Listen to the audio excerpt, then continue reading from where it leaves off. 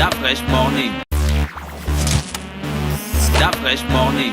Vous êtes sur les 104.5 Urban FM, la station urbaine, et vous écoutez le Da Fresh Morning. Je vous l'ai dit ce matin, dans le cadre de la rubrique culturelle de René Ruth, on recevrait Monsieur Mambenga Frédéric. Il est professeur de littérature comparée, littérature africaine et écrite, et on parlera de l'impact des littératures africaines dans la société gabonaise. René Ruth, bonjour. Bonjour Da Fresh. Comment tu vas ce matin? Je vais très bien. Tu as bien commencé la semaine? Oui, j'ai bien commencé la semaine, toujours en mode recherche. Tu as des boucles d'oreilles qui datent de la dynastie Ming. Tu connais la dynastie Ming dans la Chine antique? Explique-moi. Non, c'est bon. C'est l'empereur Wu Chinsu qui lui avait offert ça. Oui, c'est un héritage. Un héritage. Oui. Tu sais que les miennes, vous venez de la Chine, hein? Tu me formes, Da Da Fresh, non. Tu me Je formes. vous jure. Non, Da Fresh, non, t'as parlé, non. C'est la traversée qui vous a noirci. Alors, on parle de quoi ce matin, René Ruth? On parle de l'impact de la littérature africaine sur la société. Donc, tu te rappelles la dernière fois pour la conférence. Donc, je dis que j'ai pris le numéro de beaucoup de professeurs. Et à chaque fois, par rapport à un sujet, je vois qui est appelé. Et là, peut-être mon sujet, c'est parti d'un... C'est vrai que le professeur il fait dans la littérature africaine, mais c'est aussi parti d'un constat. Parce qu'à chaque fois que je vais faire les recherches, donc toutes les bibliothèques, elles sont toujours vides. Je suis allée au Sisiba, la bibliothèque était vide. Vide comment? Il n'y a pas de livres? En fait, il y a des livres, mais il n'y a pas d'étudiants, il n'y a pas d'élèves, il n'y a personne en fait. Les donc gars, je ils me veulent demande pas si lire. peut-être, voilà, pourquoi les gens ne veulent pas lire. Est-ce qu'il y a un problème à la Fondation Rakonda Walker? C'est pourtant 2000 francs l'année, mais il n'y a personne. Donc, Non, quand une personne... l'année. C'est l'année. Donc, pourtant, à chaque fois, quand je vais faire les recherches... Mais de toute quand je façon, vois- les Gabonais aiment les livres quand tu es en France. Mon frère, ramène-moi tes livres. Voilà, donc du coup, à chaque fois, c'est vide. Donc, je me demande, est-ce que quand on est, par exemple, de la 6e en terminale, on nous impose des livres, maintenant, après ça, pourquoi on n'a pas cette culture-là de continuer toujours la lecture? Donc, d'où mon sujet aujourd'hui, l'impact de la littérature africaine sur la société. D'accord. Professeur, bonjour. Bonjour, Comment vous allez? ça va très bien. Alors, vous êtes professeur en littérature comparée, littérature africaine. Ça veut exactement dire quoi? Alors, je vais peut-être commencer par d'abord vous remercier pour cette belle occasion que vous m'offrez de m'exprimer dans une des radios les plus en vue, hein, sinon la plus remarquable du paysage urbain gabonais. Je vais d'abord commencer par la littérature africaine. En fait, littérature, déjà, il faut concevoir cette notion dans un sens pluriel, au moins deux acceptions. À la fois la dimension orale, c'est-à-dire toutes les littératures qui sont liées à l'oralité, les contes, les proverbes, etc., et qui font partie du patrimoine universel mondial, hein, c'est-à-dire chaque peuple a une littérature orale, de ce point de vue. Et puis il y a l'autre partie qui est plus ou moins dans notre paysage, on va dire, gabonais récent, puisqu'il faut la dater de la colonisation véritablement, la littérature écrite. C'est-à-dire celle qui s'écrit forcément dans une graphie, hein, et qui est soutenue par une langue de communication. Mais toutes les langues peuvent naturellement être écrites. Mais lorsqu'on parle de littérature écrite, africaine écrite, on suppose ici deux notions principales. D'abord, les littératures qui sont diffusées à partir de la colonisation, c'est-à-dire la langue du colonisateur écrite par la langue avec la langue du colonisateur, anglais, français, espagnol, portugais, etc. Et qui sont l'objet de livres, etc. et qui font un certain nombre de rapports aux réalités ou bien à l'imaginaire africain. Et puis, il y a les littératures écrites en langue africaine, c'est-à-dire ces littératures qui sont écrites avec des graphies occidentales, mais en langue africaine. Par exemple, je vais écrire Enfant, une œuvre de fiction. Donc, tout cet ensemble-là fait partie des littératures écrites. Vous comprenez qu'il s'agit ici, effectivement, d'un ensemble assez vaste et assez pluriel. Mais dans le cas présent, je crois qu'on va surtout parler des littératures écrites en langue française, hein, qui sont écrites par des Africains. Donc, on n'entend pas... Pourquoi on doit toujours parler des littératures en langue française qui sont écrites par les Africains? On a l'impression que les langues locales étaient incapables d'être transcrites. Non, elles ne sont pas incapables d'être transcrites, puisqu'il existe, mais très peu dans le paysage gabonais, de littérature gabonaise écrite en langue locale. Si l'on peut considérer les premiers dictionnaires traduits, effectivement, par exemple, Enfant, Mienné, etc., on peut les considérer effectivement dans un sens étendu comme littérature gabonaise écrite en langue locale. Ça existe, mais il y en a très peu.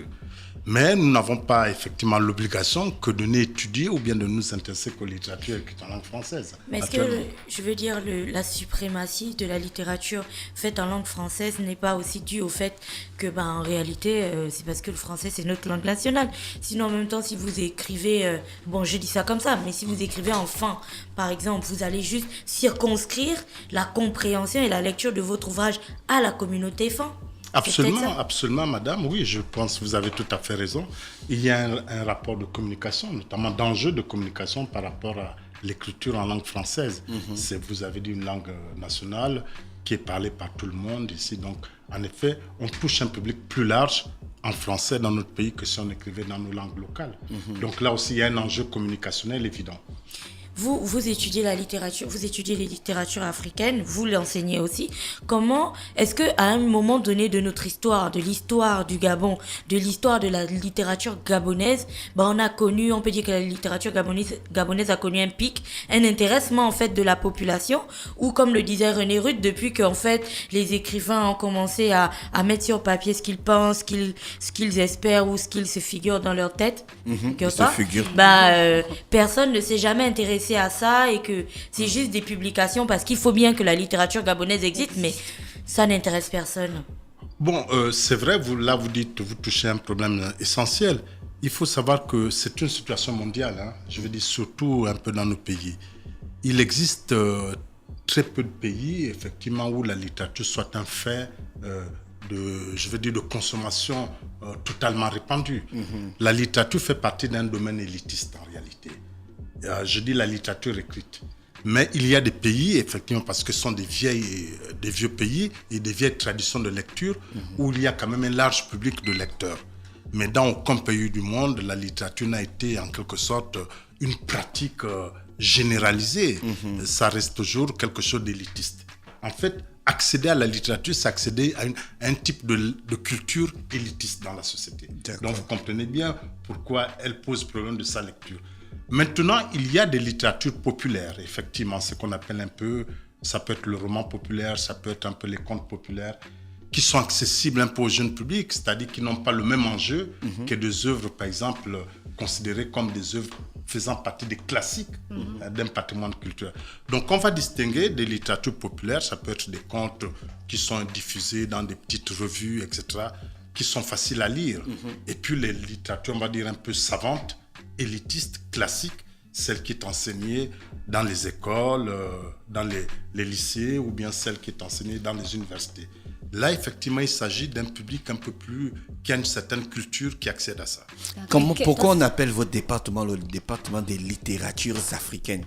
Parce qu'il y a plusieurs littératures africaines. Bien sûr, c'est une très très bonne question.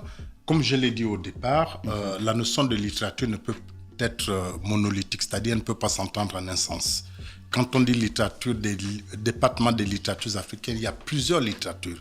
Il y a la littérature africaine francophone, il y a la littérature africaine anglophone, il y a la littérature africaine lusophone, c'est-à-dire écrite en portugais, il y a la littérature africaine arabophone, écrite en arabe, il y a la littérature africaine écrite en langues africaines, par exemple en Swahili, etc., ou bien en Yoruba, etc., ça existe. Oui. Et il y a des littératures effectivement écrites en langue française. Donc c'est cette pluralité qui fait que notre champ d'enseignement ou bien de recherche est vaste. Dans ce cas, tout à l'heure, vous avez abordé la catégorisation, peut-être à tort, de la littérature dans un secteur purement élitiste. Et puis là, aujourd'hui, en fait, vu que René Ruth parlait de ça, pour vous qui enseignez la littérature à l'université, au final, quelle est la place et quelle est l'importance de cette littérature dans un monde où on a Internet, on a la télévision, on a des livres qui sont adaptés au cinéma? À quoi ça sert, en fait? C'est une question fort intéressante. Quand je parle, je reviens un peu sur la notion d'élitiste, pour ne pas effrayer, effectivement. En fait, j'ai bien dit qu'il y a une littérature populaire et une littérature plus ou moins élitiste, mais qui s'enseigne pour la recherche, pour un certain nombre d'enjeux idéologiques ou bien esthétiques qu'elle véhicule. Mais il faut dire que lorsqu'il y a des bibliothèques, il s'agit de rendre la littérature accessible à tout le monde. Si je vais par exemple dans Si je veux lire un roman, etc., je peux me l'acheter ou je peux aller dans une bibliothèque.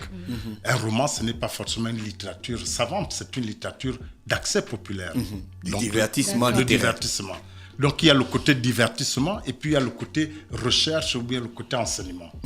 Divertissement, c'est le caractère populaire. Vous pouvez, si vous aimez la lecture, acheter votre roman, le lire. C'est accessible à tout le monde. Maintenant, la dimension enseignement, ce sont des spécialistes qui enseignent pour les besoins des justement recherches de la culture. scientifiques et ce genre de... Et puis, il y a la recherche, donc on va dire universitaire, par le biais de la critique littéraire. Donc, il y a ces trois dimensions de la littérature, de l'étude de la littérature, bien du rapport à la littérature, qu'il faut essayer. Donc, je dirais que le côté élitiste, c'est le côté qui est lié à la critique littéraire, c'est-à-dire aux spécialistes qui font des recherches en matière de littérature, mais dans le domaine universitaire. Et puis, il y a la littérature, on peut divertissement, celle qui concerne le grand nombre. Je peux acheter mon roman, je peux acheter ma pièce de théâtre, mon recueil de poésie et lire. En fait, l'ambition, justement, du littéraire, c'est de communiquer justement son œuvre, qu'elle soit accessible à tout le monde. Quand j'écris un roman, je voudrais qu'un grand public le lise, puisque ça va me faire une autorité et ça va me placer dans le champ de la littérature en quelque sorte. Et la littérature gabonaise occupe-t-elle une place de choix dans la littérature africaine? Toutes les littératures africaines écrites en langues européennes sont pratiquement issues de la même temporalité, c'est-à-dire du même temps, c'est-à-dire la période coloniale. Il faut dire que la littérature gabonaise n'a pas eu effectivement cette chance d'émerger un peu plus tôt par rapport aux littératures sénégalaises ou bien aux littératures, on va dire, maliennes, aux littératures camerounaises. L'avènement de la littérature gabonaise, on peut le situer véritablement au début des années 50. Mais ça reste effectivement le même phénomène un peu général dans toute l'Afrique, dans toute l'Afrique francophone. Mais sa véritable extériorisation, c'est un petit ouvrage qu'on appelle un peu Histoire d'un enfant trouvé, donc dans les années 70, au début des années 70. Mais son impact dans la littérature africaine, francophone, est tout à fait récent. C'est-à-dire que c'est maintenant, vers la fin des années 80, véritablement, qu'a commencé à émerger des bons romanciers gabonais. Je parlerai par exemple de Wondo, etc. Donc, et puis effectivement de Tuetongo Rawiri, par exemple. Et puis depuis un moment, on va dire à la fin des années 90, tout un véritable regain font de cette littérature une peut-être des plus dynamiques de l'espace francophone africain ces dernières années. Vous faites la littérature comparée, vous la comparez à quoi? Alors, autre élément, quand on parle de littérature comparée, en fait, il s'agit surtout de mettre en rapport les littératures nationales. C'est ça. Donc, on compare des littératures qui sont écrites en plusieurs langues ou bien dans différentes aires culturelles. Par exemple, je vais étudier la littérature gabonaise que je veux comparer, par exemple, à la littérature ghanéenne. Dans quel objectif? Alors, parce que tout simplement... Pourquoi les comparer? Vous cherchez quoi exactement? La comparaison vise d'abord la mise en rapport des questions culturelles. Qu'est-ce qu'une littérature exporte comme motif culturel, c'est-à-dire comme sujet culturel d'un pays à un autre, d'une région à une autre? Qu'est-ce qui fait? Quelle est leur ressemblance de point de vue des styles? Qu'est-ce qui détermine leur transactions? Vous confrontez les civilisations. Voilà, on confronte les civilisations, on confronte les manières d'écriture. En fait, la littérature comparée, c'est surtout dans quelles sont les possibilités d'universalité du sens et des formes. Professeur, là, c'est trop fort, là. Là, là, c'est plus bon, là. Là, on est perdu. Vous voyez, c'est ça un peu notre problème, c'est-à-dire qu'on a du mal à être parfois. J'avais envie de vous demander, est-ce que vous ne pensez pas que la littérature africaine, ou plus précisément gabonaise aussi, c'est en quelque sorte arrêté? On parlait de la période postcoloniale, c'est en quelque sorte arrêté ou on lieu dans une sorte de récit, en fait, des choses qui peut-être ne parlent pas à la génération de maintenant. Je m'explique, quand on va écrire sur la société traditionnelle qui peut-être ne ressemble plus à ce qu'on vit en ce moment. On va écrire sur des rites et des choses qui se sont passées lors de la colonisation ou de nos traditions, mais quand on était vraiment dans des villages, où des gens en fait ont du mal à se projeter parce que la vie telle qu'on la vit maintenant, ne ressemble plus à ce qu'on retrouve dans les ouvrages. Madame, ce que j'aime bien chez vous, c'est votre vivacité d'esprit. C'est vrai, vous la confirmez encore. Chaque fois que je suis vos émissions, vous avez toute cette... Non, c'est vrai, c'est une question pertinente. En fait, la littérature, souvent, fort malheureusement, beaucoup de récits sont tournés vers le passé.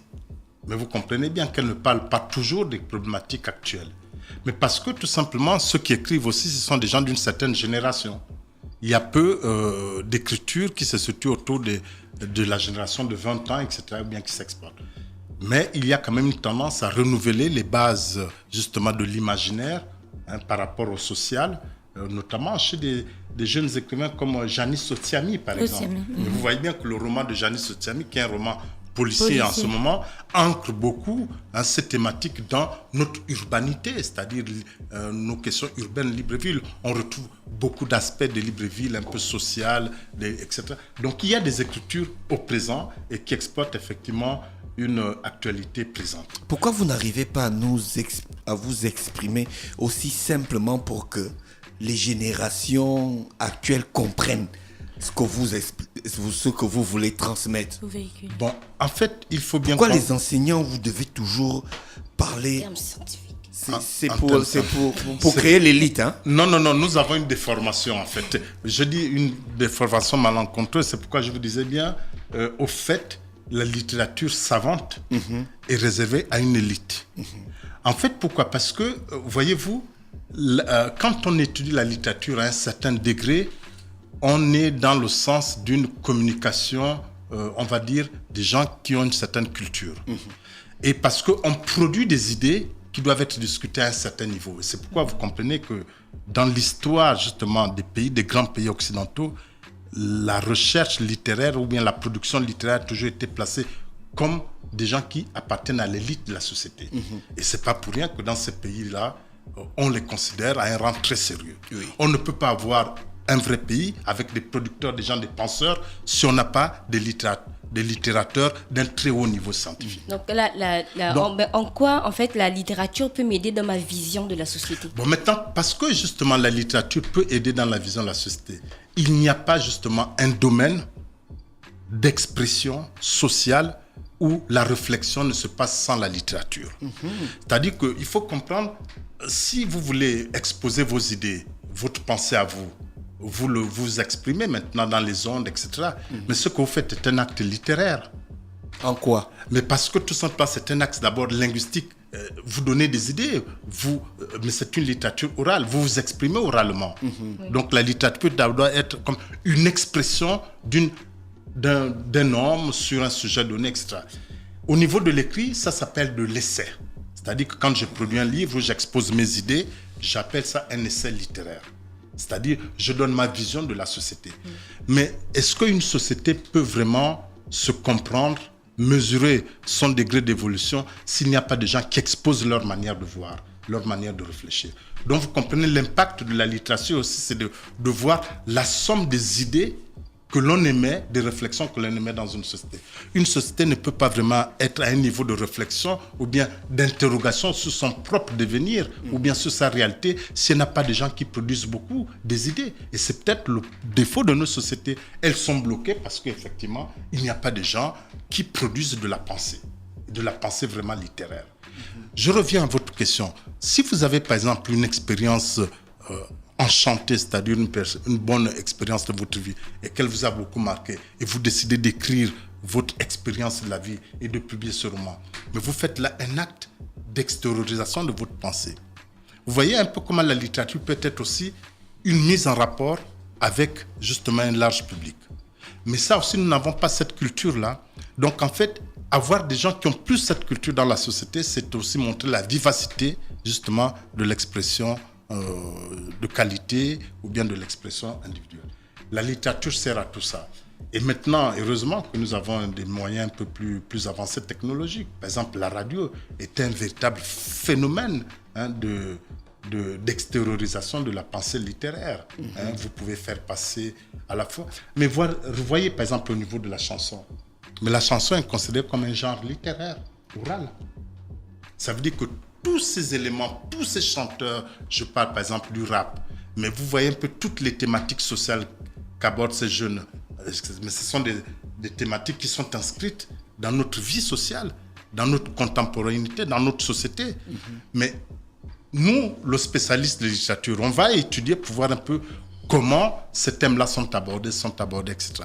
Donc, on peut s'intéresser, la littérature s'intéresse, l'expert de littérature ou le chercheur en littérature va s'intéresser à cette diversité des formes pour comprendre effectivement le niveau de réflexion de la société. Est-ce qu'à partir d'un texte, on peut comprendre le contexte social dans lequel l'auteur évolue? Absolument. Nous avons une partie de la critique littéraire, c'est-à-dire ceux qui travaillent sur les textes littéraires, qui les commandent, qu'on appelle la sociocritique. En fait, la sociocritique s'intéresse à comprendre comment la société influence ou bien peut être comprise par rapport à une forme d'écriture dans un roman, dans un poème, etc. Donc la société est toujours présente dans une littérature réaliste ou bien dans un imaginaire littéraire. C'est bien que vous ayez parlé tout à l'heure du fait que lorsque quelqu'un écrive, en fait, il transmet, c'est comme une sorte de baromètre aussi de la société. Du coup, j'ai envie de comprendre. Lorsqu'on écrit, lorsque ces écrivains mettent sur papier leurs idées, leur vision de la société et ainsi de suite, c'est parce qu'ils ont envie de transmettre quelque chose aux lecteurs. René Ruth en parlait tout à l'heure, quand on est au collège, au lycée, on lit.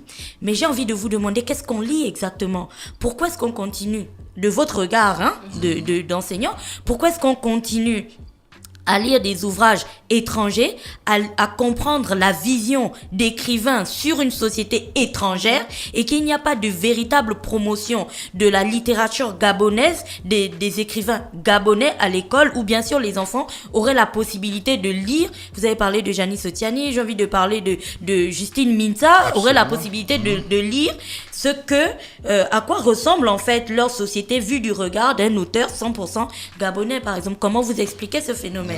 Très, très bonne question également. Bon, il faut voir que l'enseignement de la littérature, des littératures africaines, francophones, ont subi des étapes. Au sorti de la colonisation, c'est-à-dire au début des années 60, lorsque nous sortions tous un peu du phénomène colonial, il y avait très peu de nations qui avaient vraiment produit des œuvres littéraires, c'est-à-dire diffusées, publiées, etc.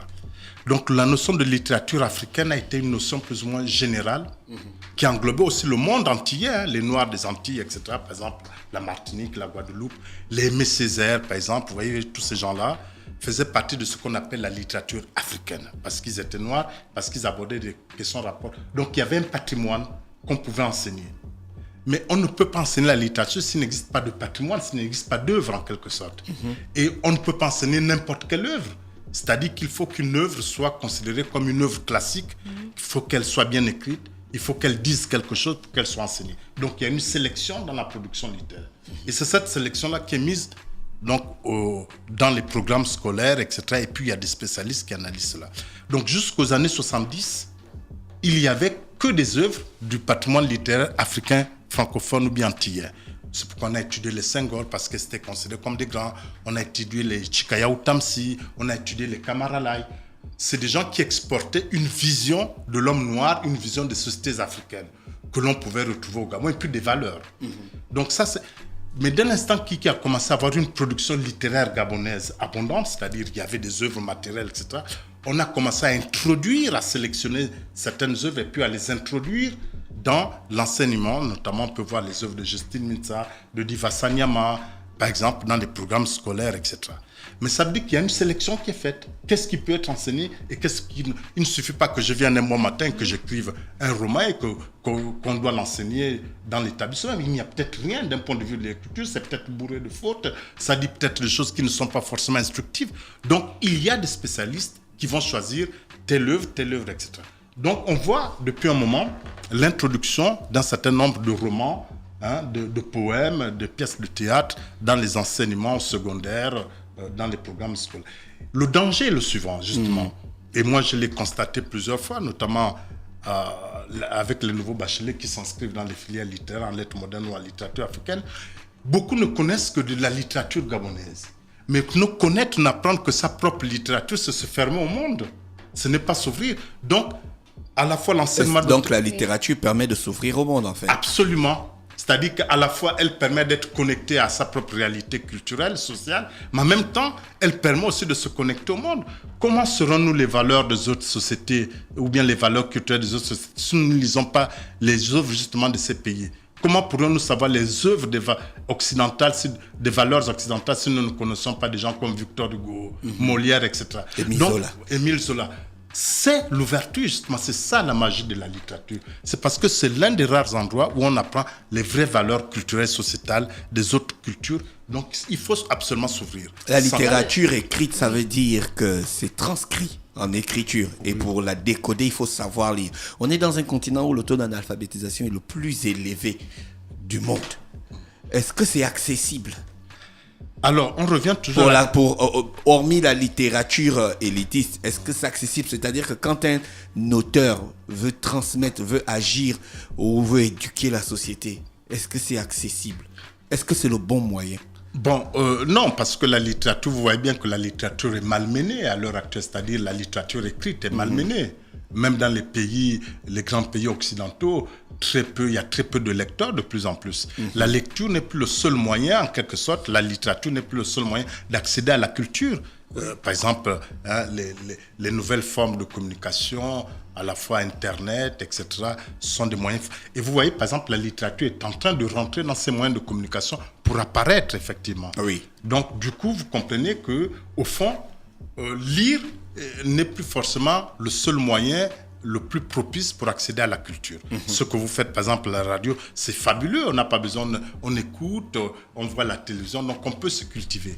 D'accord. Voilà, mais il faut comprendre que la littérature reste toujours un moyen privilégié, intéressant parce qu'elle met en jeu des rapports d'écriture. Vous avez parlé de valeurs. Est-ce que la littérature gabonaise s'exporte-t-elle? Oui, elle s'exporte, peut-être pas à un rythme aussi effréné ou bien important de reconnaissance comme la littérature congolaise. Il n'y a pas encore de véritables monstres, je veux dire, de grandes figures de la littérature gabonaise qui soient au même titre que Chikaya Outamsi, que Soni Laboutansi, etc. En fait, c'est ce qui nous manque véritablement. Nous n'avons pas encore la perle rare d'écriture qui permet d'avoir cette dimension qui dépasse effectivement... Ça ne veut pas dire qu'on manque d'écrivains. Non, ça ne veut pas dire qu'on manque d'écrivains. Je pense véritablement qu'il y a eu de très belles promesses. À mon avis, celui qui aurait pu, s'il avait continué à écrire de façon continue avec un projet d'écriture plus soutenu, qui aurait peut-être pu atteindre cette dimension parce que son premier roman a été considéré comme un événement du point de vue de la littérature africaine écrite, francophone, c'est effectivement Laurent Wondo, mais il me semble que au bout du silence, et puis sa pièce de théâtre, La folle du gouverneur, cette écriture touchait davantage. Parce qu'il ne suffit pas seulement d'écrire, de raconter des histoires, mais il y a l'écriture, il y a la manière dont on écrit, il y a ce style qui doit pouvoir pénétrer le lecteur et qui doit être reconnu comme quelque chose à la fois d'original.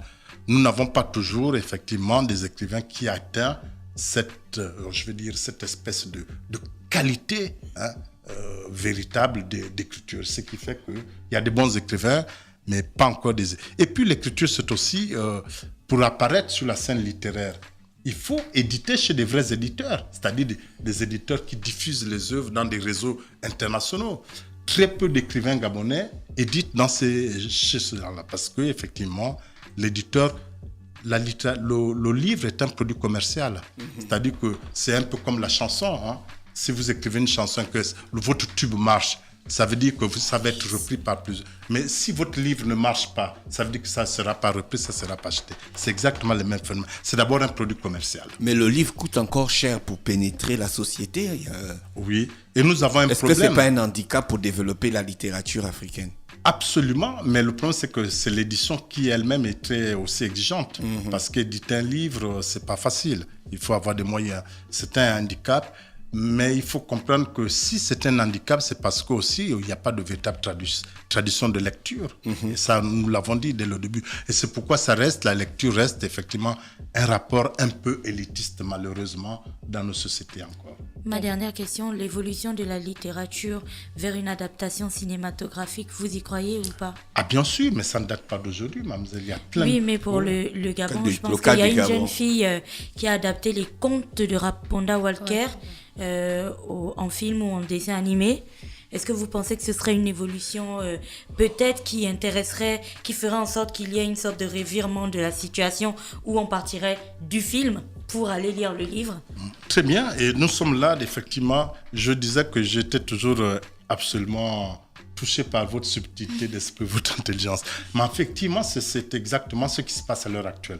Comment on contourne effectivement les contenus de la littérature pour les exporter vers les nouveaux moyens de communication un peu plus aptes à tout le monde. C'est-à-dire comment on fait ce transfert culturel d'un objet culturel vers un autre. Et ça s'appelle un peu, effectivement, nous sommes ici dans des domaines qui sont liés à l'intermédialité. C'est-à-dire, je vais utiliser un média, qui est la littérature, parce que la littérature est un média, vers un autre média plus populaire, par exemple la télévision, la radio, pour exporter les œuvres.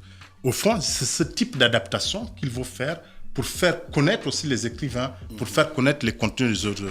Donc ça veut dire que les créateurs des radios, des télévisions, de ces nouveaux moyens de communication peuvent s'emparer de certaines œuvres pour les adapter dans le milieu. Et ça fera...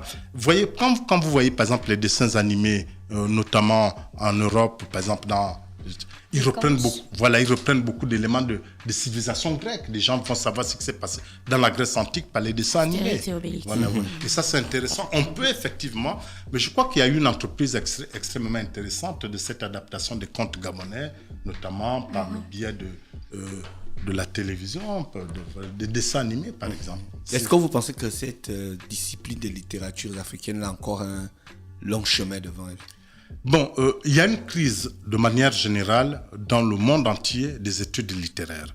Mais c'est une crise qui est surtout marquée au fond par à quoi servent la littérature, notamment, de manière concrète. Est-ce que, tel que nous enseignons la littérature, en dehors de la culture générale que nous apportons aux gens, est-ce que ça peut vraiment faire vivre quelqu'un?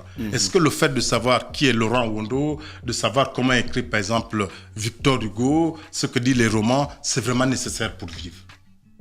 En fait, la vraie question du monde de l'heure actuelle s'impose un peu ça. Au fond, les études deviennent de plus en plus des études plus pragmatiques, plus professionnelles. Donc, tout ce qui est de l'ordre de la culture prend un coup. Et c'est bien qu'au fond, la littérature est en train de rentrer progressivement dans une phase de mutation. C'est-à-dire qu'elle va intégrer, par exemple, de plus en plus des éléments comme la communication pour apparaître comme un élément dans le système de communication. Par exemple, on va enseigner les idées de la littérature, ce que disent les grandes personnalités à travers des programmes, mais ce n'est plus forcément dans la littérature. Au fond, la littérature va beaucoup servir à l'enseignement de la langue.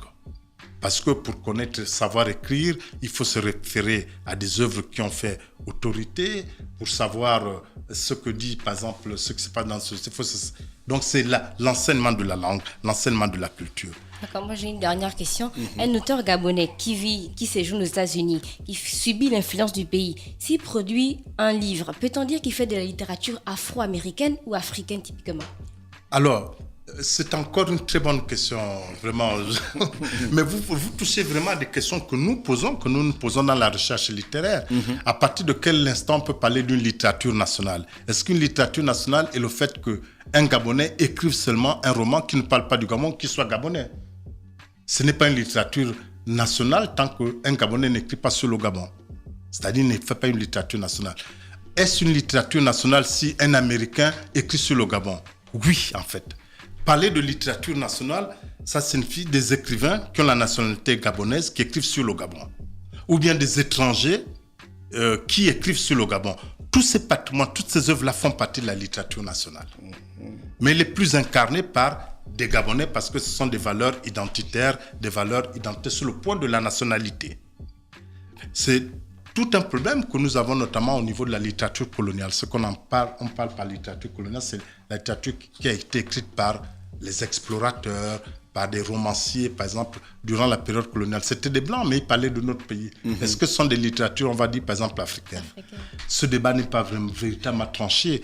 Et moi, je fais partie des critiques qui réhabilitent un peu ces littératures-là et qui essaient de démontrer qu'elles sont véritablement des littératures africaines parce qu'elles s'inscrivent effectivement dans un espace africain, qu'elles permettent effectivement de comprendre l'Afrique ou bien de s'interroger sur cette Afrique de cette temporalité. Et je rappelle qu'on recevait le professeur Mambenga Frédéric, qui est professeur de littérature comparée, littérature africaine écrite, qui est avec nous ce matin dans le cadre de la rubrique de René Ruth. Monsieur Mambenga, on vous remercie encore d'avoir accepté notre invitation. Merci beaucoup et j'espère que je n'ai pas été trop...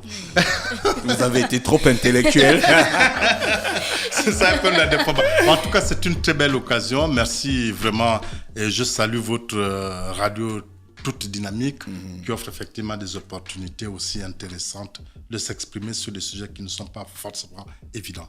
Je vous remercie. Merci. Donc, restez connectés sur les 104.5 Urban FM, la station urbaine, dans le Fresh Morning, l'horoscope des auditeurs sur notre émission. Juste après, on se dit au revoir. Bonjour Urban FM 104.5, la station urbaine. Vous écoutez Urban FM 104.5, la station urbaine. Urban FM, première radio chez les jeunes.